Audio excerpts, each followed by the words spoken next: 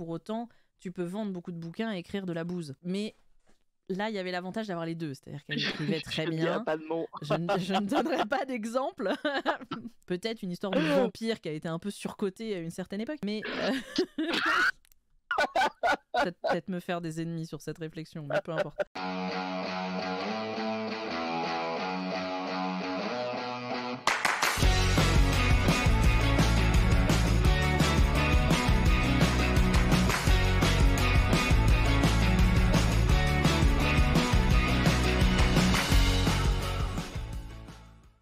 Et je te propose que dans ce deuxième partie consacrée à Agatha Christie, on aborde la question de son œuvre. Justement, parlons-en. Qu'est-ce qu'elle a écrit ? Dis-nous tout sur tous les bouquins qu'elle a écrits. Je veux une liste exhaustive dans les 15 prochaines secondes. Non, bien sûr que non. Mais disons, qu'est-ce qu'elle a fait ? Qu'est-ce qu'elle a écrit ? Et puis, est-ce que ça a amené autre chose dans le monde aujourd'hui ou le monde qui a suivi Agatha Christie ? Bah écoute, pour sa bibliographie, déjà, bon, on va parler un peu de chiffres, hein. Parce qu'Agatha Christie, ça reste aussi des chiffres. Donc, elle a elle a écrit 74 romans. C'est pas rien. 20... Ouais, c'est pas rien quand même. C'est énorme, 74 romans. Déjà, moi, j'arrive pas à en écrire un. C'est vrai. D'autant que c'est pas... Oui, c'est long. Après, elle a une grande vie, donc bon. Mais, ouais, voilà. Mais après, elle a une grande vie. Mais oui, effectivement, 74 romans, c'est énorme. Ouais. 28 recueils de nouvelles. D'accord. 3 poèmes, j'ai vu ça, 3 poèmes, je suis ok, donc je pense est-ce que vous prenez en compte ces poèmes de quand elle était enfant? C'est possible. Okay. Elle a écrit 16 pièces de théâtre. Ok. Elle s'est essayée au style théâtral, ok. Ouais. Mais après, comme tu sais, comme j'en ai parlé un peu vite fait, mais quand elle était plus jeune, c'est là qu'elle avait vraiment commencé à écrire un peu plus fréquemment quand elle travaillait avec cette troupe de théâtre amateur, donc bien sûr. Je pense que c'est quelque chose qu'elle a toujours aimé. Mais mine de rien, elle le disait elle-même, pour elle, écrire des pièces de théâtre, c'était très laborieux. C'était pas son truc préféré. C'est un style d'écriture qui est pas facile. Du coup, je peux les dialogues, c'est pas son truc, en fait. Elle le dit, puis tu le vois dans ses romans aussi. Les dialogues, c'est pas son truc. Et les pièces de théâtre, c'est beaucoup de dialogues. C'est que ça, ouais, bien sûr. Bien sûr. Donc, si t'aimes pas ça, ça va devenir très difficile. C'est un style qui n'était pas le sien, mais bon, en tout cas, 16, c'est plus qu'un essai. C'est pas mal quand même. Hein. 16 pour quelqu'un qui aime pas ça, c'est plus qu'un essai. Elle a écrit aussi 7 textes pour la radio. D'accord. Oui, parce qu'à l'époque, t'avais beaucoup ça, c'était de romans, plus un truc de l'ancien temps. Hein, pour les jeunes d'aujourd'hui. Pour les jeunes d'aujourd'hui, la radio. Mais à l'époque, il y avait beaucoup d'histoires lues, parce que même la télé n'existait pas forcément encore, ou en tout cas, il n'y avait pas énormément de fiction à la télévision. Et la radio, les romans, les fictions racontées à la radio, ça a été très populaire jusque dans les années 70. Donc du coup, c'est rigolo d'imaginer qu'elle en écrivait. Ouais, ça me paraît à la fois logique et à la fois rigolo. Et puis elle écrivait pas ça toute seule aussi, elle s'associait souvent avec d'autres écrivains de l'époque pour créer des textes pour la radio ensemble. Okay. Et donc, pour continuer sur les chiffres, donc on dit que Agatha Christie c'est la reine du crime, elle a vendu plein de livres, mais est-ce que tu sais qu'elle a quand même vendu plus de 2 milliards de livres à travers le monde? Oh la vache. Et que c'est la 3e derrière la Bible et Shakespeare. Ha! C'est pas rien quand même. Quand j'ai vu ça, j'ai fait putain, mais c'est énorme! Déjà 2 milliards, mais en plus, te dire que c'est l'auteur la plus vendue derrière la Bible et Shakespeare. Ouais, en Angleterre ou dans le monde entier? Dans le monde entier. Quand je te parle, là, c'est à travers le monde, quoi. Disons que c'est rigolo quand tu te dis que ça n'était jamais qu'une petite mamie du Devon, quoi. Ben voilà, c'est... Mais effectivement, c'est un chiffre qui est faramineux. Ouais, et en même temps, après, quand tu la remets dans ce contexte-là de vente et tout, parce qu'on est obligé de parler de vente, ce chiffre, pour comprendre vraiment l'impact qu'elle a eu. Disons que oui, parce que le monde du livre, ça n'est jamais que j'ai très bien écrit. Si ça n'était que ça, il y aurait beaucoup plus d'auteurs. Ça reste une manière de quantifier. Pour autant, tu peux vendre beaucoup de bouquins et écrire de la bouse. Mais là, il y avait l'avantage d'avoir les deux, c'est-à-dire qu'elle écrivait très bien. Pas de mots. Je ne donnerai pas d'exemple. peut-être une histoire de vampire qui a été un peu surcotée à une certaine époque, mais peut-être me faire des ennemis sur cette réflexion, mais peu importe. Et je suis plus à ça. Il y a plein d'histoires de vampires surcotées. Hein. C'est vrai, vous pouvez pas savoir de laquelle je suis en train de parler. Bref, mais en théorie, vous devriez savoir quand même. Faites un effort.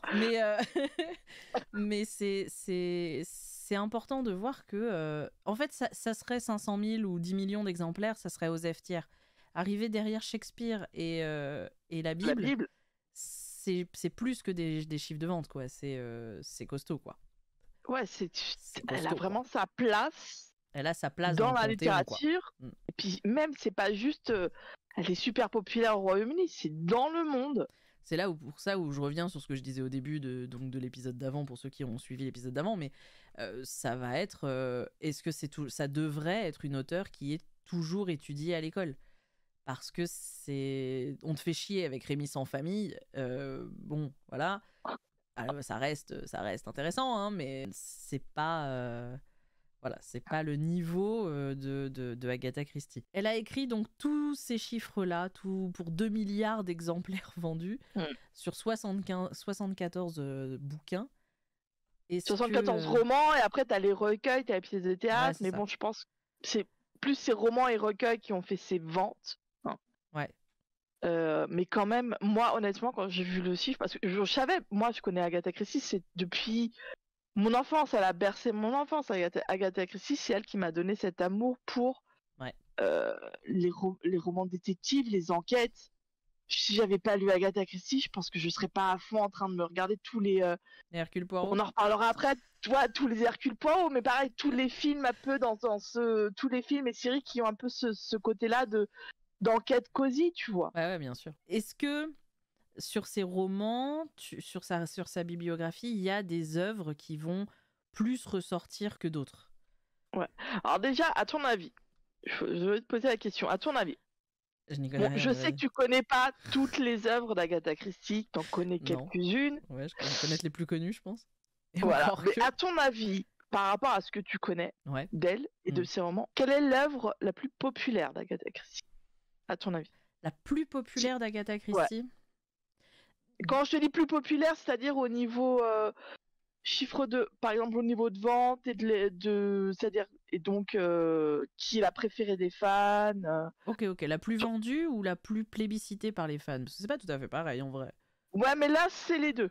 D'accord. Là j'ai rectifié les deux. À ton avis? Là comme ça, tout de suite sorti du chapeau, je dirais Les 10 petits nègres. Mais qui est les 10 petits soldats ou And Then There Were None, parce que maintenant c'est Ils y étaient 10. Maintenant c'est d'accord, le titre est devenu Ils étaient 10.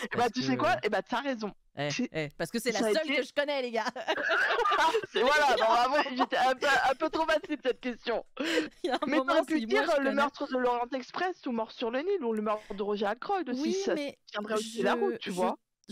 De ce que je connais, on en parlera, mais des adaptations qui ont été faites, la plus adaptée, au-delà des séries Hercule Poirot et tout, la plus adaptée, c'est donc les 10 petits soldats. J'ai pas retenu le nom politiquement. Ils étaient 10.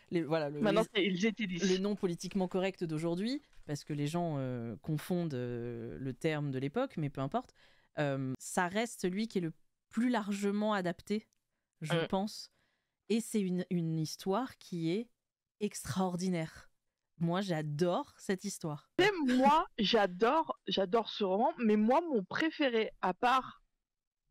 Le problème, c'est que je peux pas te dire mon préféré d'Agatha Christie parce que j'en adore plein, tu vois.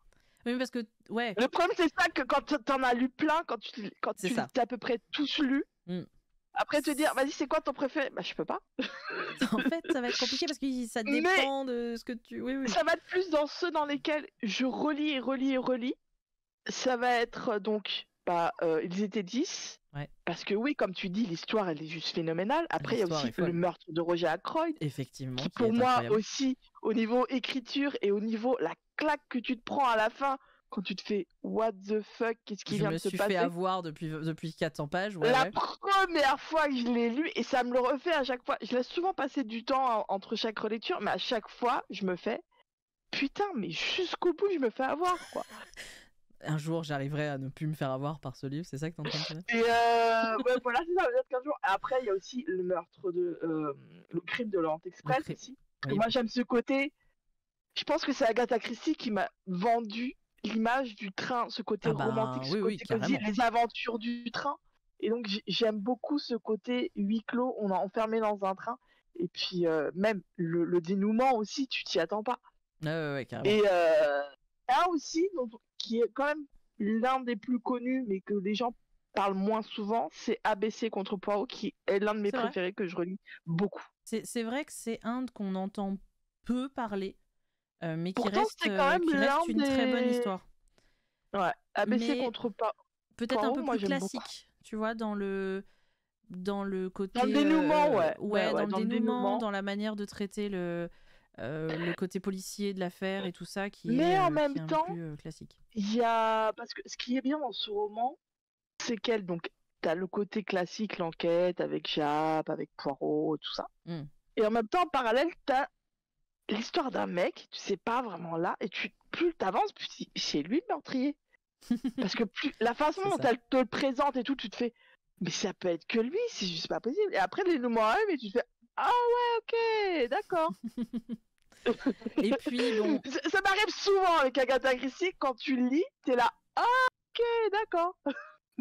Je sais pas si ça te fait ça. elle est très douée. Moi, mon problème avec ces histoires-là, c'est qu'elles ont été beaucoup réadaptées dans des séries, notamment la série française des dix petits meurtres, je crois que ça s'appelait comme ça.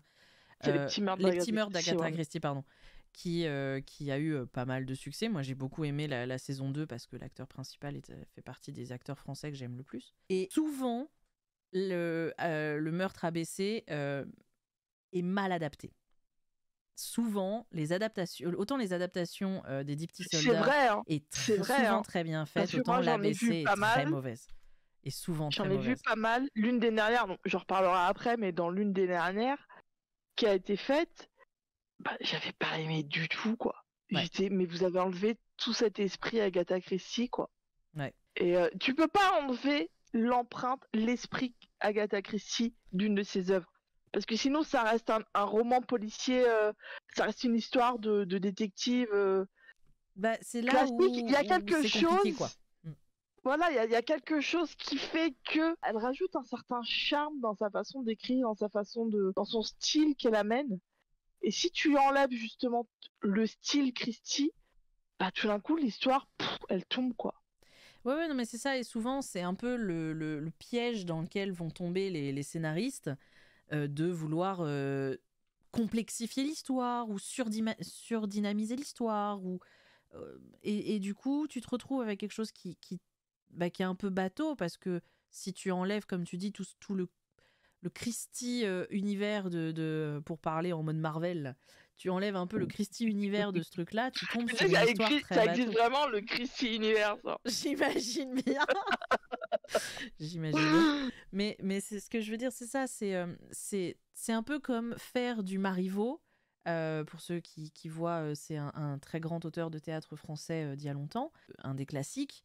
Faire du Marivaux de manière sérieuse, alors que c'était souvent des satires un peu sugarées, avec beaucoup, beaucoup de sucre autour, pour Ouais. faire un truc très rigolo, très léger, pour parler de problèmes souvent plus compliqués.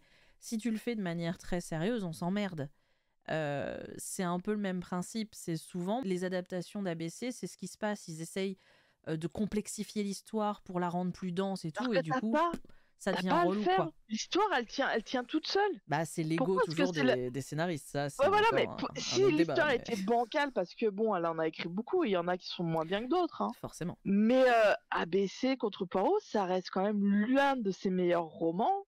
Si à la base, l'histoire à la base était bancale, je pense que les gens ne la mettraient pas dans leur liste de les romans de Christie à lire absolument, quoi. Ouais, mais c'est un des problèmes des scénaristes, et c'est ce qui fait ou non une bonne ou une mauvaise adaptation, souvent. Comme le bon, le mauvais chasseur, c'est C'est ça. exactement ça. C'est est-ce que Alors, il y le a la bonne, il y a la scénariste mauvaise a adaptation. le bon et le mauvais chasseur. Et c'est souvent, est-ce que le scénariste a réussi à mettre de côté son ego d'auteur pour adapter le bouquin qu'il a décidé d'adapter. On va pas reparler parce que c'est pas ici l'occasion, mais si vous nous suivez en stream, vous savez déjà quel exemple je vais sortir. The Witcher, où là, l'ego des scénaristes est mal placé. Très clairement mal placé.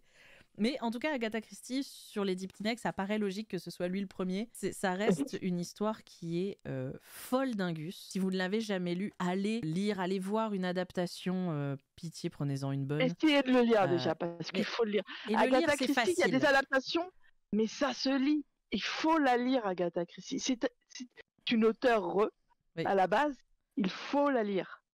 Et puis, même c'est si vous facile aimez pas, à lire. En plus, c'est de la lecture. Voilà, c'est facile à lire. Moi, après, moi j'y arrive. Beaucoup. Non, mais moi qui n'aime pas lire, même moi j'y arrive. Les gars, faites un effort. Ces bouquins se dévorent et se lisent très facilement. Et c'est ça qui a fait son charme, c'est qu'elle avait un style très facile. Et je lisais un article sur ça qui parlait du style d'Agatha Christie. Et son style, c'est pas juste qu'il est simple. Dans sa simplicité, il y a une certaine beauté dans sa simplicité. Et c'est ça, et c'est vrai en fait. C'est ça tout à fait le style de Christie. C'est de rendre des histoires qui pourraient être complexes, parce que ça reste, il y a toujours des twists et machin, des meurtres. Non, elle se perd pas en artifice pour rien. C'est très agréable. Non, du tout. Et en plus, ce que j'aime bien, c'est quand arrive la fin, bon, elle t'explique toujours un peu avec Poirot, il a sa formule qui fait qu'il t'explique comment tout est arrivé. Mais même si elle ne faisait pas ça, l'histoire est tellement pas compliquée en elle-même et son style n'est pas tellement difficile à suivre que quand arrive la résolution, bah, tu le comprends assez vite, quoi. Tout à fait. Mais au-delà des romans, donc j'ai parlé aussi des pièces de théâtre. Oui. Et donc on va parler de La Souricière. Je sais pas si je pense que tu dois la connaître. Ça me dit quelque chose, La Souricière.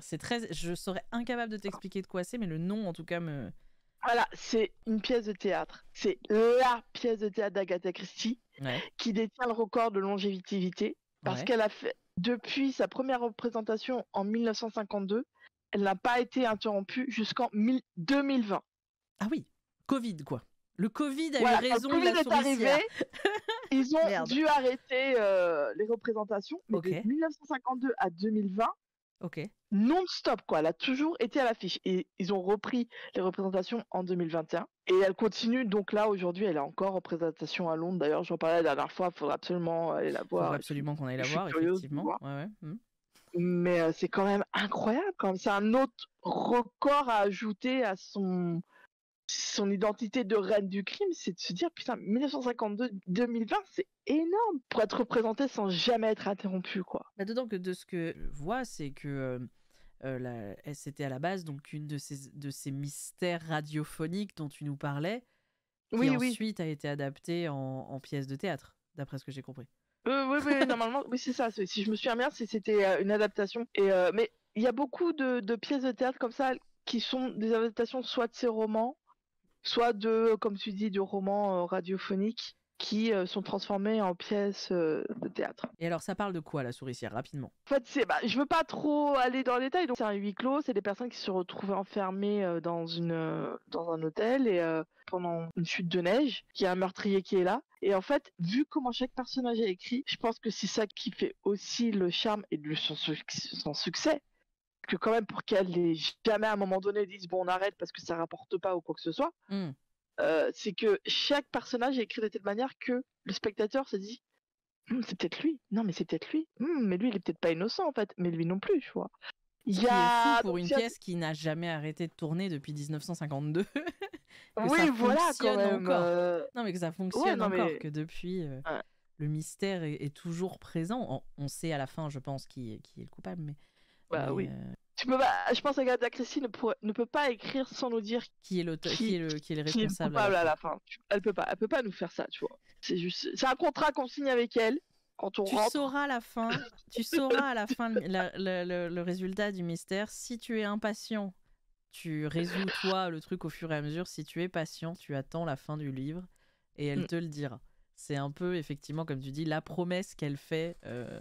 À ses lecteurs depuis. Tu vois, je pense qu'il y a c'est pour ça ce côté, tu sais, comme je dis, cosy, c'est ce côté. Je vais rentrer dans un univers, dans un mystère absolu. Je vais rien comprendre, mais je sais qu'à la fin, je vais comprendre. Je sais qu'à la fin, il va y avoir une vraie résolution. C'est ça qui est effectivement très agréable, c'est qu'elle ne ment pas à ses lecteurs. Dans le sens où elle n'est pas en train de leur promettre un truc qui n'arrivera pas, elle n'est pas en train de leur promettre un univers qui va changer au bout de 10 minutes ou de 20 minutes de bouquin. On va pas faire un grand twist qui va prendre les gens pour des cons, parce que même le twist du meurtre de Roger Ackroyd, t'as pas l'impression qu'elle t'a pris pour un imbécile, t'as envie de dire... Oh, tu te sens comme un imbécile, ça c'est très différent, tu te sens comme un con parce que tu l'as pas vu venir. Mais à aucun moment tu as l'impression que l'auteur s'est moqué de toi, en fait. Ouais. Tu sens qu'elle est juste plus intelligente, qu'elle est juste plus forte que toi, quoi. On connaît donc, j'ai parlé de sa pièce, donc son dernier roman je voulais juste parler d'un peu de son dernier roman qui a été publié en 73, c'était 3 ans avant sa mort, qui était Le Cheval à bascule. Ce sont ses héros, Tommy et Tuppence Beresford, qui apparaissent, mais au-delà de ça, elle a aussi écrit 6 romans sous le pseudonyme de Mary Westmacott entre 1930 et 1956. En fait, elle s'éloigne complètement du côté mystère, de l'histoire de détective. Elle explique que c'est plus des romans. Je les ai jamais eu, donc je peux pas en parler, mais c'est plus personnel, où elle parle un peu plus de son jardin secret, elle partage plus de choses sur ses pensées, ses sentiments, ce qu'elle ressent. Et ce qui est assez marrant, c'est que ces romans-là ont reçu de meilleures critiques que les romans détectives pour lesquels elle est devenue célèbre. Ah tiens. Donc un roman non détective, non mystère, machin, a été plus apprécié par les gens ou par la presse? Par la presse. D'accord, c'est différent du coup. Ok. Ouais, par la presse. Et en fait, donc de 1930 à 1956, et elle gardera cette identité secrète jusqu'en 49, jusqu'à ce comme d'habitude, un journaliste arrive et dise vous savez quoi, Mary Westmacott, c'est Agatha Christie. J'ai résolu le mystère de Agatha Christie. Voilà. Ok. tu casses la baraque, mec, mais tranquille. Ouais, voilà. Donc, ce que je voulais juste rajouter, ce côté... j'ai jamais lu, mais je suis curieuse de lire. Parce qu'apparemment, elle a écrit un roman, Mary Westmacott, où elle parle beaucoup d'une femme, justement, qui disparaît après la séparation de son mari. Et, donc, elle doit justement... Pour elle, je pense que c'était une manière d'exprimer les choses qu'elle pouvait peut-être pas dire. Parce que, comme on disait avant, quand on a parlé de sa vie, elle a vécu, elle a grandi dans une époque où une femme ne pouvait pas vraiment exprimer ses sentiments comme on pourrait faire aujourd'hui. C'est rigolo de penser que, avec la notoriété qu'elle avait en tant qu'Agatha Christie, elle continuait jusqu'à la fin de sa vie à écrire sous un pseudonyme qui paraît incongru comme ça. Jusqu'en 56, elle a écrit pendant... Le dernier bouquin là dont tu parlais, c'était pas la fin de sa vie? Non, le dernier bouquin c'était en 73, mais c'était un roman détective. Ah pardon, j'ai cru que c'était un truc qu'elle avait écrit sous un non, je voulais juste parler que son dernier roman avec les héros, c'était en 73 par rapport à sa biographie. Et après, juste un petit aparté pour parler du pseudonyme de Mary Westmacott. Et elle a écrit des romans entre 1930 et 1956. D'accord. Mais même en 56, elle avait du coup quand même une grande notoriété.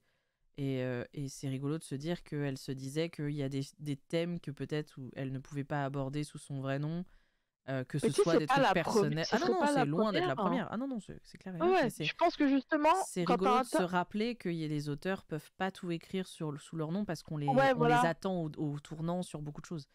Et je pense que justement, quand tu es un auteur qui a une certaine notoriété comme ça, je pense que tu as peut-être envie d'essayer d'écrire d'autres choses et de voir si tu serais capable, mais tu dis... Le seul moyen que j'ai de savoir si ça a de la valeur ou si je suis capable d'écrire ce genre de roman, de savoir si ça peut être bien reçu par les gens ou par les critiques, c'est d'écrire sous un pseudonyme parce que quand il s'appelle Agatha Christie à ce moment-là, quel que soit le roman, les gens vont aller l'acheter. Après, il va peut être bon ou mauvais, les gens iront quand même l'acheter, tu vois. Le côté effectivement, le côté objectif des gens sur leurs critiques et tout ça disparaît à mesure que tu deviens... C'est-à-dire que c'est un peu le côté qu'on a encore aujourd'hui. Hein. C'est à partir du moment où tu es célèbre, tu n'as plus qu'à péter dans une jarre et à vendre la jarre et ça se vendra des millions, quoi.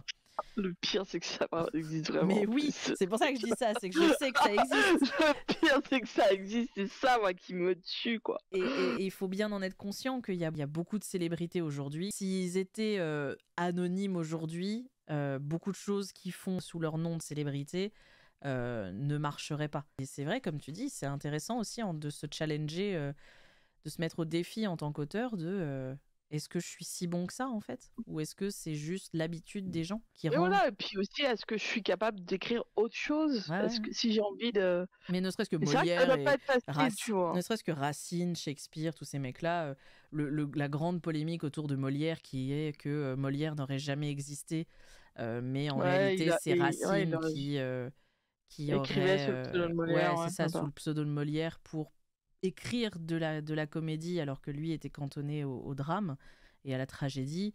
Bon voilà, c'est bien que ça n'est pas récent. Là-dessus, elle a rien inventé, Madame Christie. Madame Christie, excusez-nous, mais là, vous copiez un peu vos congénères. Non, mais même aujourd'hui, Stephen King aussi, il a écrit des romans Mais sous bien sûr, t'es des obligé. pseudonymes. Je pense que t'es obligé pour avoir un peu de liberté aussi dans ce que tu fais. Ne serait-ce qu'on oublie toute la partie éditeur, on oublie toute la partie presse, critique, argent, tout ça qui met une pression qui est difficilement imaginable quand tu ne fais pas ce métier-là, je pense. Est-ce que tu as d'autres choses à nous raconter sur la bibliographie, par exemple son plus mauvais bouquin? Quel serait pour toi le plus mauvais bouquin d'Agatha Christie? Attention, ça dénonce sur cette chaîne, sur ce podcast. Non, mais le pire, c'est que je pourrais pas te dire. Je pense que je les ai oubliés, tu vois. Comme je les ai à peu près tous lus, je suis sûrement tombée sur un qui était peut-être moins bon. Mais tu sais, comme je les ai lus quand j'étais gamine, après, moi, j'ai continué à lire en boucle ce que je préfère, puis des fois d'autres de temps en temps. Mais là, te dire le plus mauvais bouquin. Bah, n'hésitez pas, si vous savez, dans les commentaires, à nous dire quel serait pour vous le meilleur roman d'Agatha Christie et celui que vous aimez le moins. Je vais pas dire le moins bon parce que ça, subjectif, et si vous n'avez pas les compétences pour être objectif en la matière, parce qu'en fait, moi, j'avais cherché, hein. Je me suis dit, quel est le moins aimé, le moins bon, J'ai pas eu de résultat, quoi. Non, parce que en fait, tu vas avoir soit le côté très analyse littéraire de la chose, peut-être celui-là est un peu moins bon. Mais si vous n'avez pas les compétences là-dessus, c'est pas intéressant. Mais n'hésitez pas à nous dire dans les commentaires, pour vous, quel serait celui qui vous le plaît le plus et celui qui vous plaît le moins. Voilà, ça peut être intéressant. Vous avez quand même une masse assez significative de livres ou de pièces de théâtre ou de poèmes de Agatha Christie pour pouvoir en choisir au moins 2. Moi, j'en choisirais qu'un puisque j'en ai pas lu suffisamment pour dire un que j'ai pas aimé. Ça va être quand même plus simple. Mais vous l'aurez compris, moi, ça reste And Then There Were None que je trouve... Ils étaient 10. Que je trouve faramineux d'un point de vue écriture qui est trop bien, quoi. Mais de toute façon, comme je te disais, ça reste son plus populaire, celui qui a été le plus vendu. Et même en 2015, les héritiers d'Agatha avaient fait un vote à travers le monde entier pour que les fans votent pour leur préféré. Donc c'est pas juste les Anglais qui ont voté, c'est vraiment les fans d'Agatha Christie dans le monde entier. Et Ils étaient 10 à remporter la place du roman préféré, quoi. C'est normal. Et comme je te dis, ça se tient. Moi aussi, j'aime beaucoup celui-là. Mais il y en a d'autres que je préfère. Et je pense qu'après, c'est une question de personnel. Comment tu t'attaches à l'histoire. Tu dirais lequel dans, justement, celui que tu as le plus aimé et celui que tu as le moins aimé de sa bibliographie? C'est très subjectif, c'est très personnel. Il n'y a aucun jugement de valeur. C'est juste, voilà, comment... Celui que j'ai le plus aimé, je pense que pour moi, ça reste ABC contre Poirot. Ok. C'est vraiment l'un... Ah, mais après, comme je te dis, t'as aussi le meurtre de Roger Ackroyd. Tu peux pas me poser ce genre de questions, quoi. T'as répondu, le premier, c'est ABC. Ouais, je pense que si tu me dis, moi, c'est toujours le premier qui vient en tête. Et puis après, je dis, mais attends, il y a ça. Mais moi, c'est vraiment... Ouais, mais le que j'ai moins aimé, c'est celui-là. C'est... Je crois que ça doit être Jeu de glace. Les Marple, j'étais moins fan. Surtout les premiers Marple. J'étais moins fan. Parce que j'aimais pas trop le personnage de Miss Marple. Qui est effectivement assez particulier. Mais j'en reviendrai plus tard dans un autre épisode. Mais ouais, je pense que ça doit être Jeu de glace avec Miss Marple. C'est celui que j'aime le moins bien, tu vois. Ok. Et donc, du coup, Oui, l'adaptation, donc, est-ce que sinon, voilà, adaptée, Agatha on l'a Christie, c'est des dit, livres. redit, elle a été adaptée bien ou mal, souvent mal. Mais elle a été adaptée, et pas qu'au cinéma, et pas qu'à la télé. D'accord, ok, vas-y, étonne-moi. Parce que moi, je Donc, connais bon, on essentiellement va les partir. adaptations cinématographiques, du coup. Mais donc, au cinéma, la première adaptation date de 1928. D'accord. Et étrangement, c'est pas l'un de ses romans le plus. Enfin, après, c'est de 1928, donc c'était encore au début de sa carrière quand Tout même. à fait. C'était l'adaptation de la nouvelle L'arrivée de Monsieur Queen. D'accord. Et je reparlerai de Monsieur Queen, c'est un personnage qui revient souvent dans les œuvres d'Agatha Christie. Il y a un côté un peu supernaturel avec ce personnage, où on aime ou on n'aime pas, tu vois. Donc c'était la première adaptation. Au total, au cinéma, il y a eu 48 films, sauf si je me suis trompée dans les comptes, ça se trouve, il m'en manque quelques-uns parce qu'il y en a eu tellement et encore. Ça, c'est ce que j'ai trouvé. Et la dernière en date, c'est de 2022 et c'est l'adaptation de Mort sur le Nil de Kenneth Branagh. Donc quand même, la première 1928, la dernière est quand même très récente. Et je sais que normalement, il y aura un troisième qui devrait être fait avec Kenneth Branagh, qui voudrait refaire un troisième film de Christie. À la télé, ensuite, la première adaptation, ça date de 1938 et c'est L'étrange visiteur. C'est l'adaptation d'une pièce de théâtre du même nom qui est aussi l'adaptation de la nouvelle Philomel Cottage d'Agatha Christie. Donc ça, deux titres qui sont pas forcément dans les plus connus. Ouais, c'est pas dans les plus connus, mais après, faut remettre ça. 1928, c'est quand même seulement 8 ans après la publication de son premier roman. Donc Oui, c'est bien très sûr, récent. mais même pour celui de 2022, c'est pas, enfin de 2020, là, c'est pas forcément les titres les plus fameux. Mort sur le Nil est quand même l'un des plus Oui. connus, Mort sur le Nil. Hein. Je pense que c'est quand même là aussi l'un de ses romans qui a reçu quand même beaucoup d'adaptations. Donc après à la télé, donc au total il y a eu 32 adaptations quand je te dis télé, c'est des téléfilms. Oui, bien sûr. Donc moi après, voilà, téléfilms.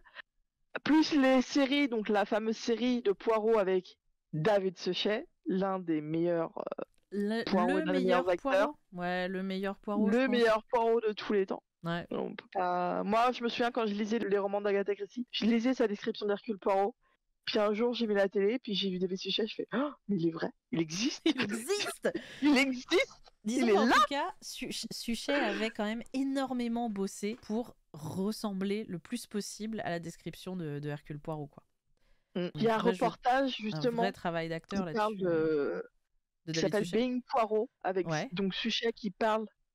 C'est quand il filme le dernier épisode de la série Poirot. Donc il reparle un peu de comment il a eu le rôle, quand il a rencontré la famille, comment il travaillait le rôle et tout. Et tu sens qu'il après c'est un acteur, un méthode acteur comme on dit. C'est quelqu'un qui se prend vraiment au rôle quand il va jouer. Dès qu'il est en costume, David Suchet, il parle avec l'accent d'Hercule Poirot.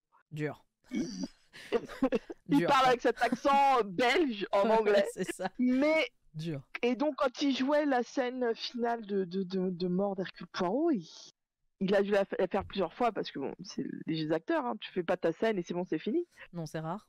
Et mais il y avait une très grande émotion, tu le sentais sur le plateau et tu sentais que c'était quelqu'un qui avait un immense respect et même pour la famille d'Agatha Christie.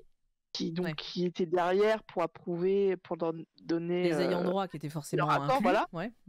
Eux aussi, ils ont une très bonne relation avec Suchet, ils s'entendent très bien, il y a un immense respect entre les deux et tu sens que Suchet a ce respect pour Agatha Christie en tant qu'auteur, et Poirot le personnage. Oui, moi je suis assez d'accord avec toi. Suchet, c'est Poirot, quoi. Excusez-nous. Et donc dans les séries, donc on parlait de Poirot, mais il y a aussi 2 séries avec Miss Marple. Tout à fait. Et il y a eu en France, on a eu Les Petits Meurtres d'Agatha Christie. Ouais. Qui ont bien marché. Moi, j'ai jamais vraiment. Après, ouais, elle marche, mais moi, j'avais essayé de regarder 2-3 trucs, mais tu sais, moi les productions françaises, on a du mal, tu vois. Alors, je sais, mais moi, tu vois, par exemple, j'ai du mal avec les premières saisons, parce que donc les Petits Meurtres d'Agatha Christie qui avaient été adaptés sur France Télévisions étaient séparés en 2 parties, on va dire. Une première partie qui se passait un peu dans les années après, entre 2 guerres. Et puis une deuxième qui se passait dans les années 50, années 50-60. Et la première partie j'ai beaucoup de mal parce que je trouve que c'est maladroit. C'est souvent effectivement assez mal. Je dirais pas mal joué parce que les acteurs principaux sont de grands acteurs. Antoine Duléry est un grand acteur, le fils Brasseur aussi. Mais l'ambiance globale du truc n'est pas agréable. En plus, il y a des twists un peu mal amenés, bon, qui sont pas. Voilà. Alors que la deuxième partie, qui se passe dans les années 50-60, qui est finalement la plus retransmise, avec Samuel Labarthe, qui est mon chouchou dans les acteurs français. Il fait partie des rares que j'apprécie énormément et qui était très bonne. Parce qu'il s'était éloigné autant que possible de l'univers d'Agatha Christie sans jamais aller trop loin. Ça se passait dans les années 1960, donc forcément, t'as différentes choses, tout en gardant ce côté cosy et ce côté un peu foufou que des fois tu as un peu, tu vois. Et c'était la deuxième partie est beaucoup plus agréable à regarder. Peut-être parce que je suis pas objectif, parce qu'il y a Labarthe. Peut-être parce qu'il était un de mes premiers amours quand j'étais enfant. Mais c'est possible. Faudrait mais que regarde j'essaye parce un que jour, parce que c'est vrai que la série a l'air pas mal, mais la saison avec Labarthe est vraiment agréable. Et puis ils ont osé le truc de dire on va faire un peu un pied de nez à l'image que vous avez de l'enquêteur d'Agatha Christie. Du coup, ça marche bien. Regarde, tu verras. La deuxième partie est vraiment cool. Il y a quelques épisodes qui sont moins bien écrits, mais ouais, elle est assez sympa. Même si je sais que tu n'aimes pas les productions françaises, mais ça, c'est un autre détail. Bon, et dans les productions télé, il y a surtout la BBC. ouais, voilà, la BBC, les séries de Poirot, Marple, tout ça, puis tous les téléfilms qui ont été faits, c'est surtout la BBC, quoi. C'est ça. Est-ce que tu vas quand même parler de celui avec Aidan Turner? T'as intérêt, parce que sinon je m'en vais de ce podcast. J'essaye d'avancer, mais oui, j'allais faire juste un petit point sur Ils étaient 10, oui, qui montre sa popularité, parce que c'est celle qui a reçu le plus d'adaptations avec 11 films, dont 2 téléfilms, dont un avec Aidan Turner. Merci beaucoup. Voilà, ça y est, je l'ai dit. C'est bon. Le prénom a été cité, tu peux passer à autre chose. Et même, j'ai pris note, même un téléfilm japonais qui apparemment. Je pense même qu'il doit y avoir des mangas. Parce qu'ils ont fait à une époque des adaptations des grandes littératures européennes en manga, et c'est possible qu'il y ait un truc Agatha Christie. Donc, après la télé, il y a eu la radio. C'est principalement des adaptations des histoires de Poirot retranscrites pour être racontées à la radio. Ok. Et ça se fait encore aujourd'hui. Hein. Plus. Surtout maintenant avec le renouveau de l'intérêt des gens pour tout ce qui est Audible et autres trucs comme ça, de romans lus, parce qu'on a de moins en moins le temps malheureusement de lire. Mais ça prend du temps la lecture, les gens. Ils ne s'en rendent pas compte. Et moi, je voulais parler aussi d'un truc. En faisant mes recherches, je suis tombée dessus et je me dis, il faut que je le trouve. Je savais pas si tu savais qu'il existait un animé qui avait été diffusé entre 2004 et 2005. Il y a 39 épisodes. Okay. Et ce sont les histoires de Poirot et de Miss Marple. Et en fait, l'histoire, c'est la secrétaire d'Hercule Poirot qui essaye de résoudre des enquêtes et qui, de temps en temps, va rendre visite à sa grande-tante, Miss Marple. C'est un peu le seul univers où Poirot et Marple sont ensemble, en fait. Les Japonais qui osent tout. Et j'ai vu ça et je fais, mais il va falloir que je le trouve parce que ça m'intrigue et j'ai hâte de voir ce que ça donne, quoi. Alors, Ça se trouve, au bout d'un, je vais raccrocher parce que je vais dire non, mais vous foutez de ma gueule. Mais il faut que je teste, quoi. Disons que c'est à double tranchant. Ça m'étonne pas des Japonais parce qu'ils ont pas, c'est pas leur univers. Du coup, ils ont plus la capacité de faire un peu n'importe quoi, j'ai envie de dire, de ce genre de truc. J'en ai pas entendu parler, mais à voir si surtout il a été traduit en français ou au moins en anglais, parce que c'est pas toujours le cas. Au moins s'il y a des sous-titres, quoi.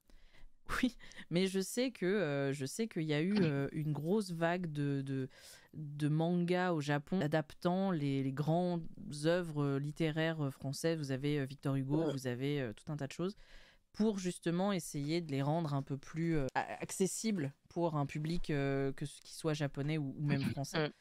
Et ça m'étonne pas qu'Agatha Christie ait eu droit à son adaptation. Mais d'ailleurs, oui, en parlant de manga, il y a eu des adaptations. Il va y avoir même un prochain qui est prévu. Je crois que c'est les adaptations des aventures d'Hercule Poirot qui sortira pour 2023. Ouais.